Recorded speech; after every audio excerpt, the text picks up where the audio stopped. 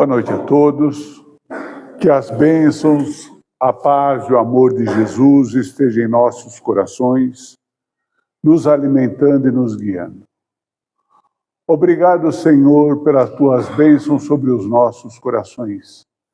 Que nesses momentos aqui reunidos em teu nome, Pai, possamos encontrar o alento que necessitamos. Dai-nos o equilíbrio, a paz e a compreensão. Fortifica-nos, Senhor, para que possamos receber dos teus emissários de amor as luzes que necessitamos para a nossa jornada. Dai-nos, Senhor, forças e compreensão para seguirmos avante, sem cairmos nos mesmos erros, sem atrapalhar a nossa própria caminhada. Pai, te rogamos as bênçãos para, nesse Evangelho da noite, unir os nossos corações aos amigos espirituais da casa, a todos os trabalhadores que aqui se reúnem, e nesse amplo caminho do bem, Senhor, buscar a compreensão e o entendimento para pôr em prática o teu Evangelho no nosso dia a dia. Que a sua luz seja presente. Graças a Deus. Tudo bem, pessoal?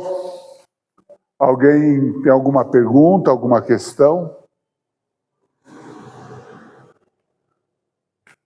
Eu abrindo o Evangelho, o Livro dos Espíritos, eu sou que nem aquele aluno que ganha o primeiro livro, sabe? Eu leio a primeira pergunta e a última. Né? Aí já li o livro todo.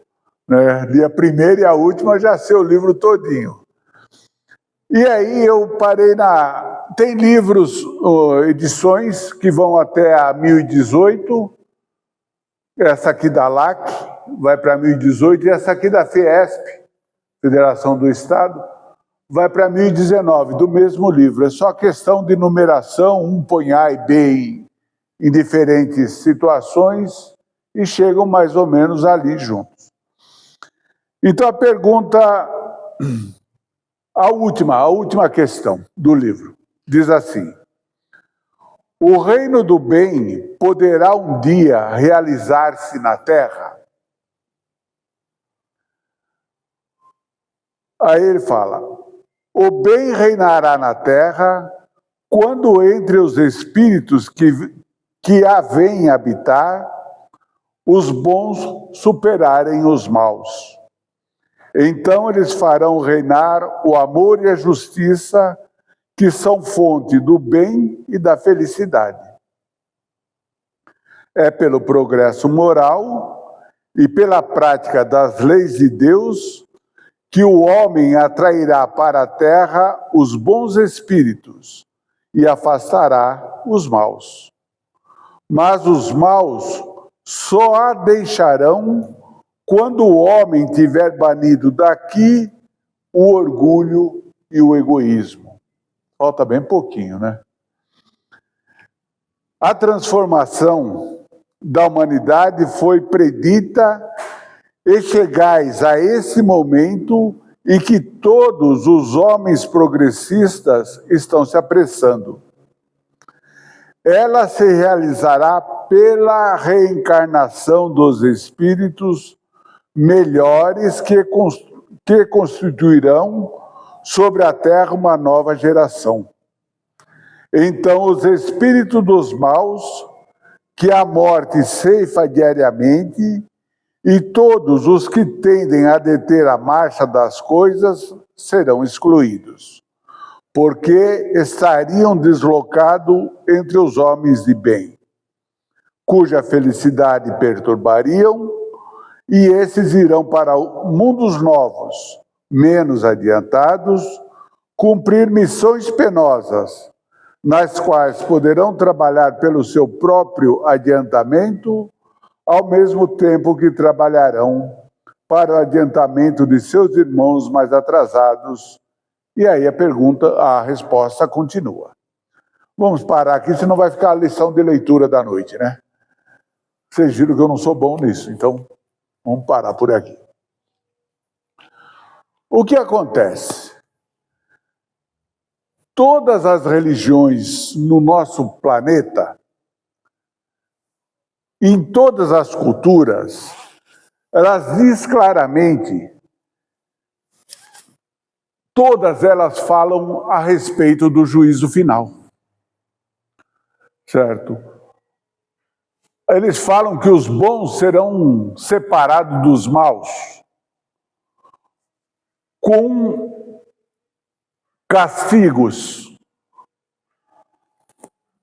para uns,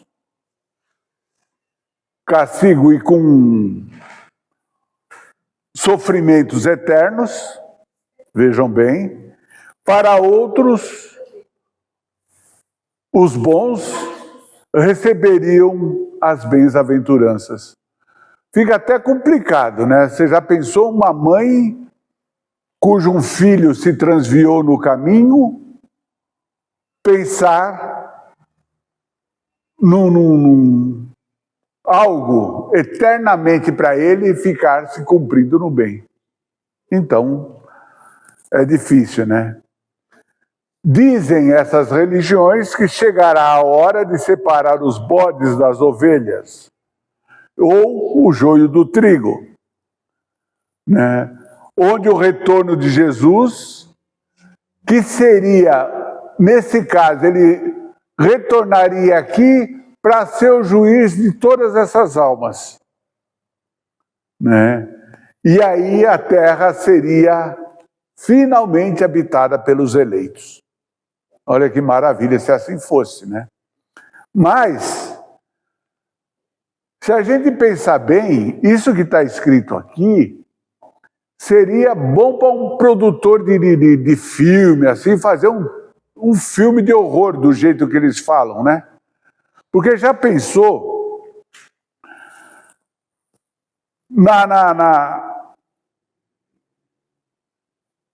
numa pessoa em decomposição ou totalmente decomposta, se reorganizar novamente, organizar os seus órgãos e levantarem-se para que Jesus apontasse, é você o primeiro, né?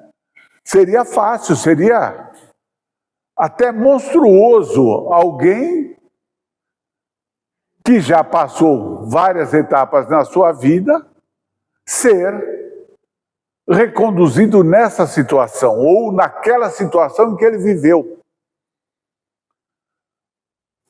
Quantas coisas nós pensamos hoje pela evolução do ser humano, se um de nós, lá no começo das reencarnações, como é que Jesus julgaria aquele lá e nós aqui hoje que estamos assistindo todo esse progresso evolutivo que nós temos? É complicado pensar num termos desse, né? Então, para esse produtor, esse negócio aí seria excelente, né? Mas e aí, se por uma magia divina isso pudesse acontecer, nós vamos dizer que Deus falasse, não, eles vão se levantar, vão se reunir todos e vão ser julgados todos. Se a gente fizer simplesmente uma matemática assim, pá, simples. O homem apareceu na Terra há mais ou menos 1 milhão de anos. Já pensou quantos cabras ia ter aqui dentro, em cima do solo da Terra? Ia dar para nós nos movimentarmos? Ia faltar espaço, né? Porque se pensarmos numa geração de 100 anos, vamos pôr aí uma geração de 100 anos, 1 milhão de anos multiplicado pela população, vamos dizer, média desse tempo todo, é coisa incalculável. Não teria como, seria impossível viver nesse planeta, né? Só por aí dá para nós vermos a quantidade de pessoas a tornar ou retornar para os seus campos de batalha. Mas deveria ser legal, né? Já pensou em encontrar meu bisavô? E qual seria o papo que a gente ia ter? Eu já ia fazer logo uma cobrança, né? Eu ia falar, qual navio que você veio? Porque você vieram de lá da Itália com tantos nomes, ninguém... Já faz mais de 30 anos que estão procurando os nomes da família do meu avô lá, para ver se tira a nacionalidade italiana. Ela faz os documentos para ter nacionalidade italiana. Mas não consegue achar nem o navio que vieram, quanto mais os nomes. Imagina vocês. Bom, tudo isso seria tirado de fantasias ingênuas ao nosso conhecimento atual. Vejam como eu estou brincando com a situação, mas pessoas acreditam realmente que vai chegar esse dia. Né?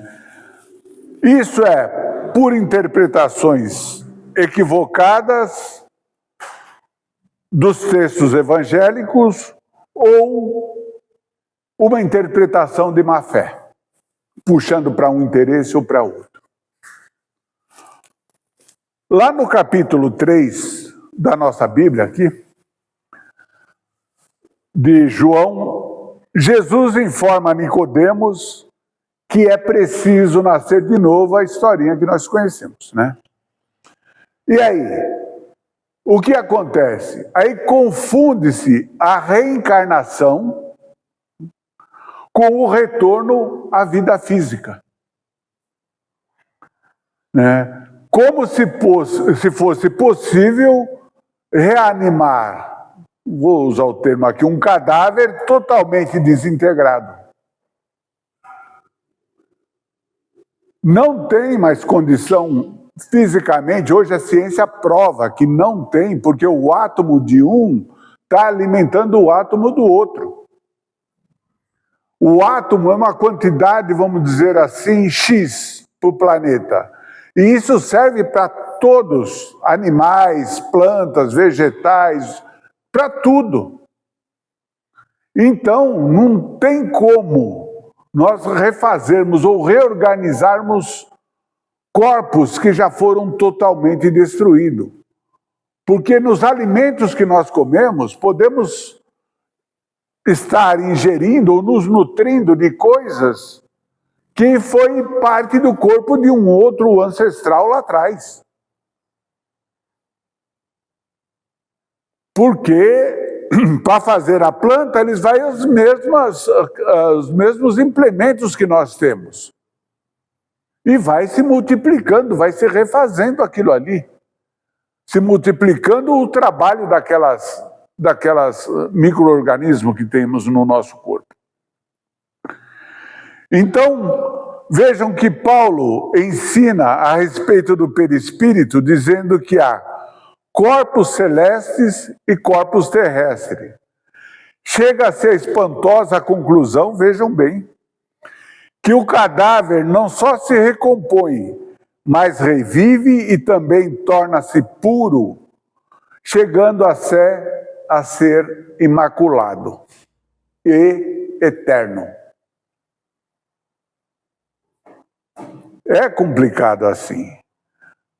O juízo final é incompatível com a justiça, visto que nenhum crime, por mais tenebroso, nenhum vício, nenhum comportamento difícil, uma existência comprometida com o mal, justificará a destinação definitiva ou um sofrimento sem fim daquela criatura. Todos nós podemos pegar o caminho do bem ou o caminho do mal, depende de onde nós estamos ou da situação que nós estamos inseridos. Tudo vai depender de como nós queremos levar a nossa vida. E tudo vai depender das oportunidades que se oferecem à nossa frente. Se alguém pensa assim, me desculpa, mas nunca parou para pensar o que é realmente eternidade. Se nós pensarmos assim, na ampulheta do tempo, vamos fazer uma ampulheta aqui com um gargalo fininho, outra parte embaixo. E ali vamos pegar toda a areia do deserto de Saara e jogar ali. Até passar de um lado para o outro, passando grão por grão, não chega a ser a eternidade.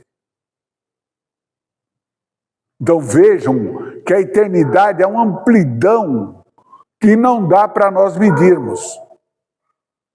Nós, aqui no planeta Terra, ainda estamos, vamos dizer, mais no princípio da evolução espiritual do que no final dela. Porque se a gente pensar em eternidade, vamos ver que nós temos que aprender uma eternidade, como nós dizemos, para nos tornarmos realmente espíritos capazes de conduzir massas, de conduzir pessoas e nos adiantarmos na nossa evolução. Toda justiça tem como seus princípios que a sentença não pode ser maior do que a natureza do crime. Não é isso? Imagine se nós mandássemos para a cadeia uma pessoa que roubou um pão. Certo? Aí, nós teríamos que mandar essa pessoa para o castigo eterno. Ele roubou o pão por quê? Veja como nós estamos... Tudo tem que ser relativo. Essa sentença tem que ser relativa. Ele roubou o pão por quê? Há quanto tempo ele está sem comer? Qual a necessidade daquela criatura? Vejam, não dá para nós falarmos, não, esse robô e aquele robô são iguais. A necessidade de um é uma, a necessidade do outro é outra. Então tem que ser relativo. E os amigos espirituais sabem da necessidade de cada um. Nós podemos entender essa questão porque nós já vimos muita coisa espirituais acontecer na nossa vida. Mas pessoas outras não querem saber dessa parte espiritual porque isso não existe. Se pensarmos na morte, como ela é hoje, ela já é um juízo final, não é? Porque colhemos na morte tudo aquilo que nós fizemos, os nossos acertos, os nossos desacertos. Porque ele vai ser uma periódica avaliação do nosso aprendizado nessa nossa reencarnação. O que eu melhorei, o que eu cresci, o que eu me adiantei ou o que eu me atrasei mais ainda. Esse já é um juízo que nós fazemos de nós mesmos. E se nós pensarmos bem, né, nós temos em nós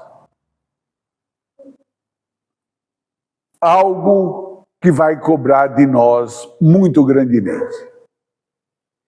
Que não tem como modificar aquilo que somos, que é a nossa consciência. Até nós modificarmos a nossa consciência, entendermos o nosso caminhar, vai uma eternidade. Né?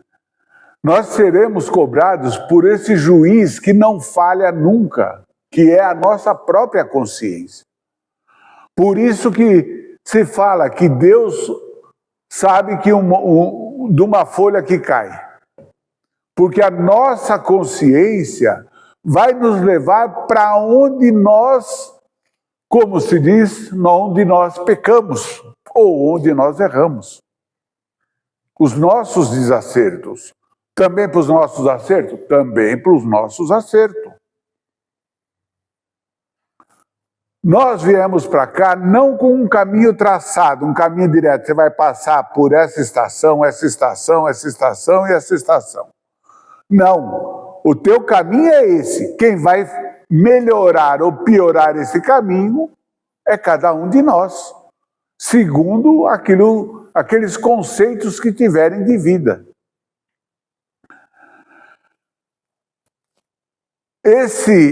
Essa consciência vai nos cobrar de tudo, desde a nossa infância até o nosso último suspiro. Por quê? Porque nós vivemos, nós sabemos o que nós passamos. Nós nos alimentamos das nossas ideias e dos nossos teor de pensamentos. Eu gero em torno de mim emanações que vai ser útil ou desagradável para todas as criaturas que estão à minha volta. Então, a minha consciência vai arquivando isso. Hoje se fala na memória RAM dos computadores ou do celular aí, né? Que tem tanta memória RAM. Imagine a nossa. Vamos supor, como eu falei, nesses 1 milhão de anos que o homem surgiu na Terra, que nós reencarnemos pelo menos umas 100 mil vezes. Será que tem coisa arquivada aqui dentro? Então é importante nós pensarmos que essa consciência é o limite da maturação de tudo aquilo que nós vamos vivenciar. E é por aí que nós vemos a infelicidade, a depressão, a ansiedade e os desajustes são as penalidades do nosso dia a dia. Temos que cumprir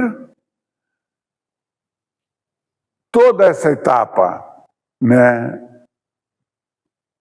Que até que nós nos decidamos modificar os nossos rumos, modificar, mas não simplesmente eu vou modificar aqui, agir para que isso aconteça e seguirmos as orientações divinas. Porque é fácil falar, não, eu tenho o evangelho lá em casa, eu vou pegar o evangelho aqui, chego lá em casa, eu leio o meu pedacinho. Beleza, parabéns. Agora, de toda a tua leitura, teu discernimento, teu entendimento, o que mudou em você e o que você pôs em prática disso? Esse é o grande evangelho. Porque saber o que está escrito ali, bom, parabéns.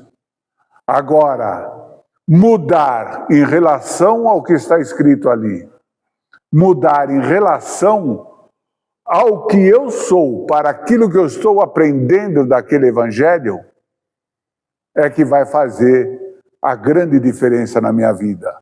Vai me tirar a depressão, vai me tirar a infelicidade, vai mudar a minha ansiedade, vai mudar os meus desajustes, eu vou ser mais centrado em mim, mais coeso com as outras pessoas à minha volta. Então, são essas coisas que o Evangelho veio trazer para nós. E se nós não seguirmos esses novos rumos na nossa vida, nós não vamos seguir as determinações divinas. Aí nós vemos que temos que nos modificar. Para que eu vou me modificar? Eu sou só um grão de areia nesse deserto todo que você falou aí. Sou só aquele grãozinho de areia. Como eu vou fazer isso? Né? Tudo tem começo. O deserto que eu falei lá do Saara, ele começou com um grãozinho de areia. Se nós pensarmos na montanha opulenta aqui, do nosso monte aqui na nossa frente aqui, ele começou com o quê? Com um grãozinho de areia. Então, eu sozinho sei que não vou poder fazer nada, mas tenho que fazer a minha parte, porque de grão em grão, como diz aqui no livro dos Espíritos, nós vamos fazer a diferença. Os bons vão ter que sobrepujar os maus. Não foi isso que nós lemos lá? Quando todos os bons forem maior, quando os bons forem maior que os maus, a Terra passará de uma dimensão ou de um estágio para um outro estágio mais produtivo. Ah, mas aí vai ter orgulhosos, vai ter, mas todos nós vamos ter que aprender. Enquanto o orgulho prevalecer, não, isso é meu, isso aqui ninguém põe a mão. Tá certo? Olha o orgulho, o ego falando mais alto. E enquanto isso não for, vamos dizer assim, uma constante em nossas vidas, nós passaremos a evoluir, nós passaremos a criar em nós novos caminhos em nossas vidas. Sim, fazemos parte desse mundo insignificante, mas um grãozinho aqui, um grãozinho ali, um grãozinho ali, vamos multiplicar as areias desse deserto do Saara em nome de Deus, em nome de Jesus que veio nos conduzir até Ele. Achamos que a nossa contribuição é pequenininha. Se nós pensarmos, vejam bem, numa pessoa, há 2000 anos atrás, em que a civilização era, vamos dizer, rudimentos da nossa civilização, já podemos falar assim, né? Ele dividiu o tempo em dois, antes de Cristo e depois de Cristo. Sem dar um tapa em ninguém, sem gritar com ninguém, sem esbravejar com ninguém, simplesmente pela sua palavra de amor e de carinho e pelos seus atos. Então vejam que é possível esse grãozinho de areia se tornar um poderoso ímã para todos aqueles à nossa volta. Temos que nos formar legiões de trabalhadores, cumprindo deveres e respeitando as leis. Temos que nos formar nesse meio que nós estamos. Encontrar objetivos para o nosso modo de viver. Um amparando o outro, e assim para frente. Vejam que coisa linda, apesar de toda a tragédia, aqui nos nossos irmãos do Sul nesses momentos. Grandiosidades de pessoas se articulando, se mexendo, trabalhando para poder dar um pouco de dignidade para aquelas pessoas que perderam simplesmente tudo. Tudo, porque a água, certos lugares derrubou as casas. Bom, vocês viram as notícias por aí. E grandes pessoas largaram seus afazeres, largaram seus compromissos e acorreram para lá para socorrer aquelas criaturas. Então, isso parte do íntimo da criatura, da integridade, desse grãozinho de areia que está fazendo essa diferença em algum lugar. Então, para encerrarmos, Sigamos com Jesus seus ensinamentos, contidos nos evangelhos que ele nos trouxe. E que Deus se apiede de todos nós. Que Deus abençoe a todos. Tranquilo?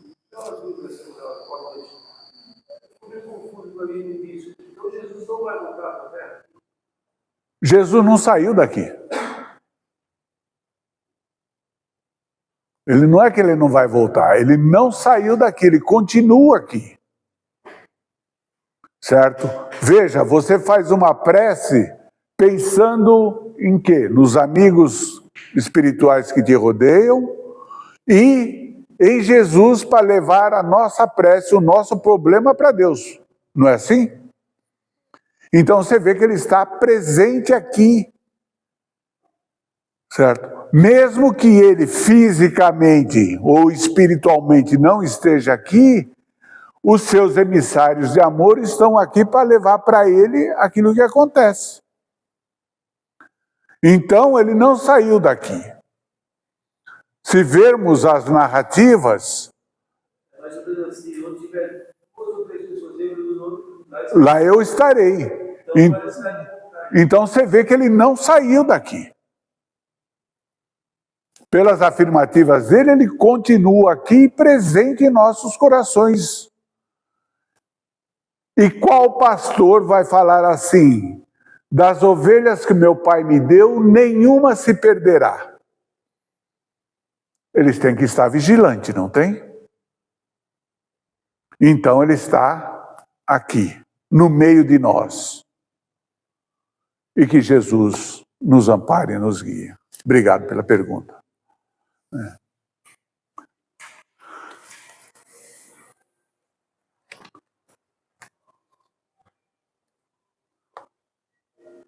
Pai de infinito amor, que esses momentos de reflexões possam calar fundo em nossos corações.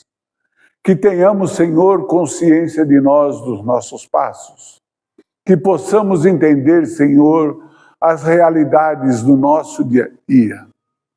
Fortifica-nos, Pai, para não cairmos diante dos obstáculos que nós criamos para nós mesmos. Dai-nos compreensão e entendimento. Fortifica-nos, Senhor, para agirmos melhor a cada instante de nossa vida. Que um dia, Senhor, consigamos suplantar o dia anterior e assim aprendermos novos rumos para a nossa jornada. Que as tuas bênçãos nos alcance. Alcance também, Senhor, os trabalhadores do livro de oração. Que possamos levar a cada nome, a cada um que ali se encontre, paz, bênção, compreensão, refazimento e reestruturação de si mesmo.